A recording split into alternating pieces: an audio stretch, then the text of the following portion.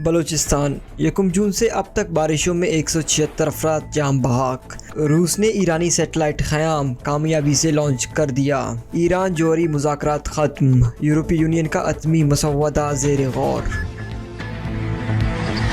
آج اگست کی 10 تاریخ ہے، دن بدھ، اور اس وقت بلوچستان میں شب کے 10 بج رہے ہیں۔ بلوچستان افیئرز کی اردو نیوز بلیٹن سرشپ احوال کے ساتھ میں ہوں بلخشیر بلوچ۔ شب و اشبات، آئیے سنتے ہیں خبروں کی تفصیل۔ غزدار مرکزی چوک پر دھماکہ، 1 شخص جاں بحق، 4 زخمی۔ بلوچستان کے ضلع غزدار میں مرکزی چوک پر دھماکہ ہوا ہے، جس کے نتیجے میں 1 شخص جاں بحق جبکہ 4 افراد زخمی ہو گئے۔ ایس ایچ او غزدار سٹی کے مطابق دھماکے کے بعد زخمیوں کو طبی امداد کے لیے ٹیچنگ اسپتال منتقل کیا جا رہا ہے۔ انہوں نے بتایا کہ دھماکے کی نوعیت کا پتہ نہیں چل سکا، اس حوالے سے تحقیقات جاری ہے۔ بلوچستان 1 جون سے اب تک بارشوں میں 176 افراد جاں بحق۔ Provincial disaster management authority PDMA نے اپنی رپورٹ میں بتایا کہ 1 جون سے اب تک بلوچستان میں 176 افراد جاں بحق ہوئے ہیں۔ رپورٹ کے مطابق بارشوں کے دوران حادثات میں 75 افراد زخمی ہوئے، جبکہ مجموعی طور پر 18,086 مکانات کو نقصان پہنچا۔ دوسری جانب بلوچستان میں بارشوں کا نیا سلسلہ شروع ہو گیا ہے۔ لسبیلا، سبی، بولان، کولو، ارنائی اور لولائی میں بارشوں سے ندی نالوں میں طغیانی آ گئی۔ محکمہ موسمیات نے یوب، بارکان، آوران، واشق، خاران، کلات، پنجگور، کیچ، غزدار اور لسبیلا میں کئی ہلکی اور کئی موسلادھار بارش کی پیشین گوئی کی تھی۔ بلوچستان میں بارشوں کا نیا سلسلہ داخل ہونے کے بعد کولو، ارنائی، بولان، لسبیلا، غزدار، لولائی اور گردنوا میں گرج چمک کے ساتھ موسلادھار بارش ہوئی، جس سے ندی نالوں میں طغیانی رہی۔ کوئٹہ بلوچ لاپتہ افراد کی لواحقین کا 21 روز سے کھلے آسمان تلے دھرنا، پیاروں کی بازیابی اور رہائی کا مطالبہ۔ زیارت واقعے کے خلاف ریڈ زون گورنر ہاؤس کے سامنے بلوچ لاپتہ افراد کی لواحقین کی جانب سے دھرنے کو 21 روز گزر گئے۔ Voice for Baloch missing persons BNP، Baloch Yakjehti committee, Baloch لاپتہ افراد کے لواحقین اور دیگر تنظیموں کی جانب سے ریڈ زون میں گورنر ہاؤس کے سامنے جاری دھرنے کو 21 دن گزر گئے۔ دھرنے کے شرکاء کی جانب سے حکومت کو پیش کیے گئے مطالبات کو تسلیم نہیں کیا گیا۔ اس حوالے سے دھرنا کیمپ میں بلوچ لاپتہ افراد کے لواحقین شریک ہیں، جن میں گزشتہ کئی سال سے لاپتہ کیے گئے بلوچ افراد کے لواحقین شرکت کرتے رہے ہیں۔ دھرنے میں محمد رمضان بلوچ کی صاحبزادی نے اور دیگر نے شرکت کرتے ہوئے کہا کہ میرے والد محمد رمضان بلوچ کی جبری گمشدگی کو 12 سال کا طویل عرصہ بیت چکا ہے۔ ہم ریاست کے مقتدر اداروں اور حکام بالا سے دردمندانہ اپیل کرتے ہیں کہ ہمارے والد محمد رمضان اور دیگر بلوچ لاپتہ افراد کو انسانی ہمدردی کی بنیاد پر رہا کیا جائے۔ دھرنے میں شریک دیگر جماعتوں اور تنظیموں نے مطالبہ کیا کہ لاپتہ افراد کو فوری طور پر بازیاب کیا جائے اور زیارت واقعے کی شفاف تحقیقات کی جائے اور یقین دلایا جائے کہ دیگر لاپتہ افراد کو جعلی مقابلوں میں قتل نہیں کیا جائے گا۔ اب مختلف واقعات میں بچہ سمیت 3 افراد جاں بحق۔ اب اور وندر کے قریب 3 مختلف واقعات میں ایک بچہ سمیت 3 افراد جاں بحق ہو گئے۔ نعشیں اب اور وندر اسپتال منتقل کر دیے گئے۔ ذرائع کے مطابق گزشتہ روزہ پیرکس روڈ شیرانی فارم ہاؤس کے قریب فائرنگ کے واقعے میں 19 سالہ محمد حسن ولد عبدالقادر نامی نوجوان گولی لگنے سے جاں بحق ہو گیا، جبکہ اب کے علاقے امیر آباد میں گھر سے بچے کی نعش برآمد ہوئی، جنہیں اب اسپتال منتقل کر دیا گیا اور ضروری کارروائی کے بعد نعش ورثاء کے حوالے کر دی گئی۔ جبکہ وندر رانا بٹ کے قریب گزشتہ روز سیلابی ریلے میں بہہ کر ایک شخص جاں بحق ہو گیا۔ متوفی کی نعش نکال کر اسپتال منتقل کر دیا گیا، تاہم اس کی شناخت نہ ہو سکی۔ گوادر جبری گمشدگیوں کے خلاف احتجاج، مظاہرین نے سڑک بند کر دی۔ گوادر میں جبری گمشدگیوں کے خلاف مرین ڈرائیو پر احتجاج، مظاہرین نے ٹائر جلا کر سڑک بند کر دی۔ گوادر شہر سے علی محمد رفیق اور خدا بخش نامی نوجوان لاپتہ۔ جبری گمشدگیوں کے خلاف مظاہرے کے شرکاء نے حکومت اور مقتدر حلقوں سے لاپتہ افراد کی جلد بازیابی اور اس قسم کے واقعات کی سدباب کا مطالبہ کر دیا۔ نوشکی انعام بوستان روڈ پر پک اپ گاڑی میں نصب بم دھماکے سے پڑ گیا۔ دھماکے سے گاڑی اور قریبی دکانیں متاثر ہوئیں۔ پولیس ذرائع کے مطابق دھماکے کے نتیجے میں ایک راہگیر معمولی زخمی ہوا ہے۔ بم پک اپ گاڑی میں نصب کیا گیا تھا۔ انعام بوستان روڈ پر معظم علی جمال دینی کی پک اپ گاڑی کو دھماکے سے اڑا دیا گیا، تاہم وہ خود معجزانہ طور پر محفوظ رہے۔ لیویز اور پولیس نے موقع پر پہنچ کر واقعے کا جائزہ لیا۔ اسپتال ذرائع کے مطابق دھماکے کے نتیجے میں 3 افراد زخمی ہوئے ہیں۔ زخمیوں کو طبی امداد کے لیے ٹیچنگ اسپتال منتقل کر دیا گیا۔ اسپتال ذرائع کے مطابق زخمیوں میں صدام، سنتیش اور معاذ شامل ہیں۔ گریشا کے مختلف علاقوں میں طوفانی ہواؤں کے ساتھ بارش نے تباہی مچا دی۔ گریشا میں طوفانی یلا باری بارش اور تیز ہواؤں کے باعث درخت اکھڑ گئے، متعدد مکانات کی چھتیں اڑ گئیں، سولر پینل اور فصلوں کو نقصان۔ اطلاعات کے مطابق کئی زمینداروں کے سولر سسٹم کو مکمل اور کئی جزوی طور پر نقصان پہنچا۔ اس کے علاوہ گھروں کی چھتیں بھی اڑ گئیں۔ بلوچستان میں سیلاب اور بارشوں کی تباہ کن صورتحال کے بعد پی ڈی ایم اے نے بتایا کہ 14 اگست تک گرج چمک کے ساتھ تیز بارشوں کا امکان ہے۔ صوبائی ڈیزاسٹر مینجمنٹ اتھارٹی کی جانب سے جاری کردہ رپورٹ کے مطابق بلوچستان میں گرج چمک کے ساتھ 16 اضلاع میں شدید بارشیں متوقع ہیں۔ بارشوں سے بلوچستان کے کئی اضلاع میں سیلابی صورتحال پیدا ہو سکتی ہے۔ بلوچستان افیئرز کی اردو نیوز بلیٹن سرشپ احوال کے ساتھ میں ہوں بلخشیر بلوچ۔ عالمی و علاقائی خبریں۔ روس نے ایران سیٹلائٹ خیام کامیابی سے لانچ کر دیا۔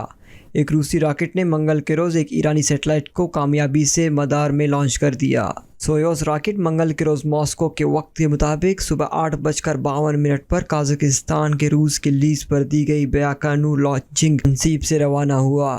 لانچ کے تقریباً 9 منٹ بعد اس نے خیام نامی ایرانی سیٹلائٹ کو مدار میں پہنچا دیا، جس کا نام 11ویں اور 12ویں صدی کی ایرانی سائنسدان عمر خیام کے نام پر رکھا گیا ہے۔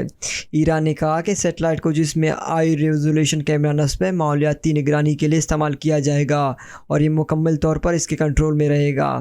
تہران نے کہا کہ وہ سیٹلائٹ جو معلومات اکٹھا کرے گا اس تک کسی اور ملک کو رسائی نہیں ہوگی، لیکن اسے صرف شہری مقاصد کے لیے استعمال کیا جائے گا۔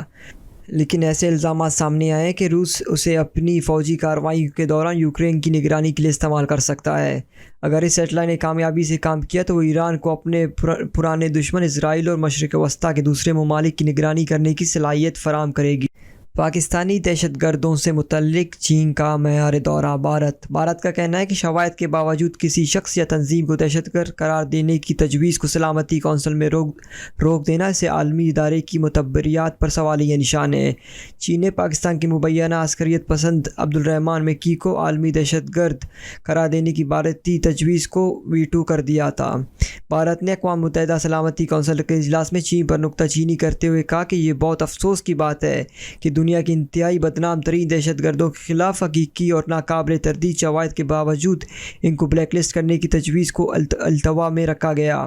اس طرح کا دورہ معیار کونسل کی معتبریت پر سوالیہ نشان ہے۔ اقوام متحدہ سلامتی کونسل کے مستقل رکن اور پاکستان کے قریبی اتحادی چین نے جون میں بھارت اور امریکہ کی طرف سے پیش کردہ ایک مشترکہ تجویز کو آخری لمحوں میں ویٹو کر دیا تھا، جس میں مبینہ عسکریت پسند عبدالرحمان مکی کو ایک بین الاقوامی دہشت گرد قرار دینے کی سفارش کی گئی تھی۔ عبدالرحمان مکی لشکر طیبہ کے سربراہ اور ممبئی بم دھماکوں کی مبینہ ماسٹر مائنڈ حافظ سعید کے برادر نسبتی ہیں۔ امریکہ نے انہیں دہشت گرد قرار دیتے ہوئے ان کی گرفتاری یا ان کے بارے اطلاع دینے پر $20 لاکھ کا انعام رکھا ہے۔ یہ بات قابل ذکر ہے کہ چین نے 17 جون کو اقوام متحدہ میں بھارت اور امریکہ کی جانب سے مشترکہ طور پر پیش کردہ اس تجویز کو آخری لمحوں میں روک دیا تھا، جس میں پاکستان سے تعلق رکھنے والے مبینہ عسکریت پسند عبدالرحمان مکی کو عالمی دہشت گرد قرار دینے کی سفارش کی گئی تھی۔ چین پہلے بھی پاکستان میں سرگرم مبینہ دہشت گردوں کو عالمی دہشت گردوں کی فہرست میں شامل کرنے کی بھارت اور اس کی اتحادی کی کوشش کو ناکام بنا چکا ہے۔ بھارت کو ایک دہائی تک جدوجہد کے بعد مئی 2019 میں پہلی مرتبہ اس وقت کامیابی ملی تھی جب اقوام متحدہ کی سلامتی کونسل نے پاکستان سے سرگرم جیش محمد کے سربراہ مسعود اظہر کو عالمی دہشت گرد قرار دیا۔ مسعود اظہر کو دہشت گرد قرار دینے کے لیے بھارت نے سن 2009 میں قرارداد پیش کی تھی، لیکن کامیابی نہیں ملی۔ سن 2016 میں اس نے سلامتی کونسل کے 3 مستقل اراکین امریکہ، برطانیہ اور فرانس کے ساتھ مل کر ایک بار پھر تجویز پیش کی، لیکن تمام موقعوں پر چین نے اسے ویٹو کر دیا۔ چین سلامتی کونسل کا مستقل رکن ہے، اس لیے اس کے پاس ویٹو کا حق ہے اور سلامتی کونسل میں کسی قرارداد کی منظوری کے لیے مستقل اور غیر مستقل تمام 15 اراکین کا متفق ہونا ضروری ہے۔ ایران جوہری مذاکرات ختم، یورپی یونین کا حتمی مسودہ زیر غور۔ ایرانی حکام کا کہنا ہے کہ سن 2015 کے جوہری معاہدے کو بحال کرنے کے لیے ہونے والے مذاکرات میں یورپی یونین کے سفارتکاروں کی جانب سے پیش کردہ دستاویزات کا جائزہ لے رہے ہیں۔ ایران، برطانیہ، چین، فرانس، جرمنی، روس اور امریکہ کے درمیان سن 2015 میں جامع ایکشن پلان منصوبے JCPOA کے نام سے معروف ایران جوہری معاہدہ ہوا تھا۔ اس معاہدے میں ایران کے اپنے جوہری پروگرام کو محدود کرنے کی غوث اس کے خلاف عائد پابندیوں میں نرمی دی گئی تھی، لیکن سن 2018 میں واشنگٹن نے خود اس سے یک طرفہ طور پر الگ کر لیا، جس کے بعد ایران نے بھی اپنے جوہری سرگرمیاں کافی تیز کر دیں۔ جوہری معاہدے کو بحال کرنے کے لیے گزشتہ کئی ماہ سے وینا میں بات چیت ہو رہی تھی، جو پیر کے روز مکمل ہو گئی۔ اس آخری دور میں 4 روز تک جاری رہنے والے مذاکرات کے بعد یورپی یونین نے ایک حتمی مسودہ پیش کیا، جس کے بعد ایران اور دیگر ملکوں کے سفارتکار اپنے اپنے ملکوں کو واپس لوٹ گئے، جہاں اس پر مزید غور و خوض کریں گے۔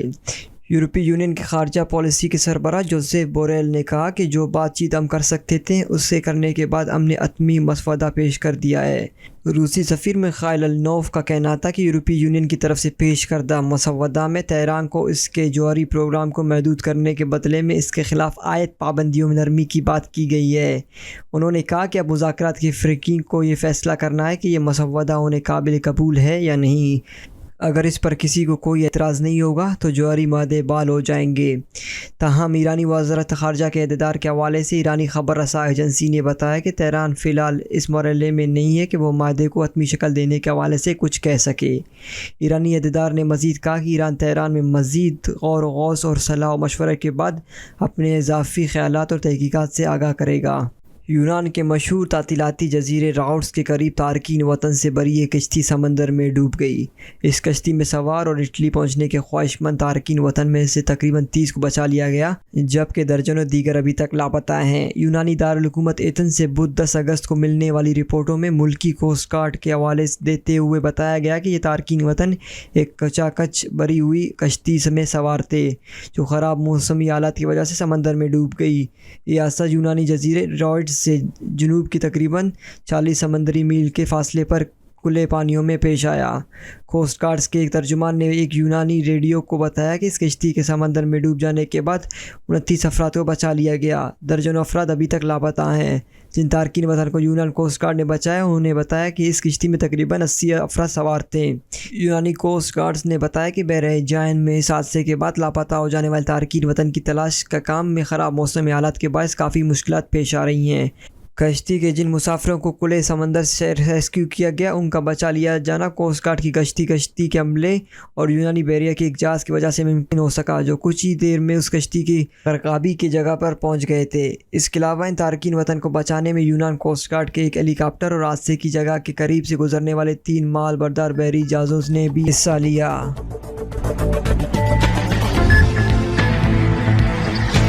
یہ تھی اب تک کی اہم خبریں۔ مزید خبروں اور اپڈیٹس کے لیے ہماری ویب سائٹ اور یوٹیوب چینل وزٹ کریں۔ یہ بلیٹن اب تک پہنچائی ہے عمر کریم بلوچ نے اور اس کے ایڈیٹر تھے قمبر بالغ بلوچ۔ مجھے بلوچستان افیئرز کی ٹیم کے ساتھ اجازت دیجیے۔ شب خیر۔